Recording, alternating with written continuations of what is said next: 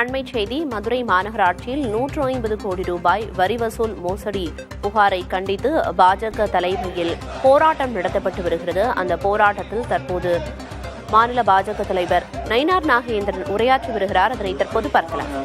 எதுல கஷ்டம் யாருக்குமே தெரியாது. எல்லாமே முருகர் பார்த்துக்கிட்டார்.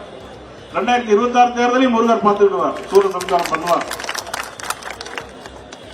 ஆக அந்த அடிப்படையில் இன்றைக்கு மதுரையில் நடைபெறுகிற இந்த ஊழலையும் தட்டி கேட்கிறதுக்கு தான் பாரதிய ஜனதா கட்சியுடைய மாவட்ட தலைவர்கள் பேராசிரியர் சீனிவாசன், நமது மதிப்புக்குரிய கதலி நரசிங்கமா அவர்களும் இந்த ஊழலை தட்டி கேட்க வேண்டும் என்பதற்காக இந்த மதுரை மண்ணில் கூடியிருக்கிறோம்.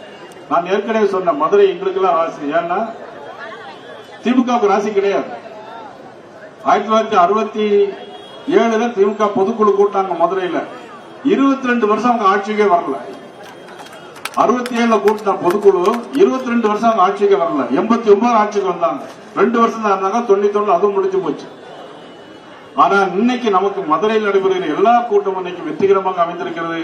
மீனாட்சி அம்மையுடைய ஆட்சி தமிழ்நாட்டில் நிச்சயமாக மலரும். அதில் எந்த விதமான சந்தேகம் என்பதை நான் தெரிவித்துக் கொண்டு, மதுரை மாநகராட்சி மட்டும் 150 கோடி அப்படிங்கிறாங்க, 200 கோடி அப்படின்னு சொல்றாங்க.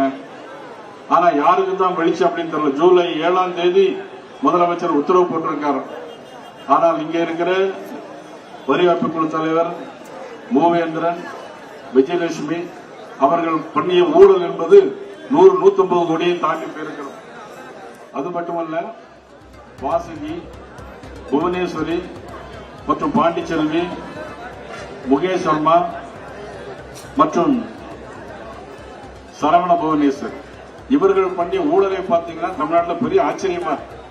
நகர் வணிகவளம் முன்பு கடைகள் அகற்றப்படுவதற்கு மதுரையில் போராட்டத்தில் பங்கேற்ற பாஜக மாநில தலைவர் நயினார் நாகேந்திரன் திமுகவுக்கு தோல்வி பயம் வந்துவிட்டது என்றும், அமித்ஷா தமிழகம் வருகிறார் என்றாலே திமுகவுக்கு பயம் வருவதாகவும் குறிப்பிட்டு பல்வேறு விஷயங்கள் குறித்து பேசினார்.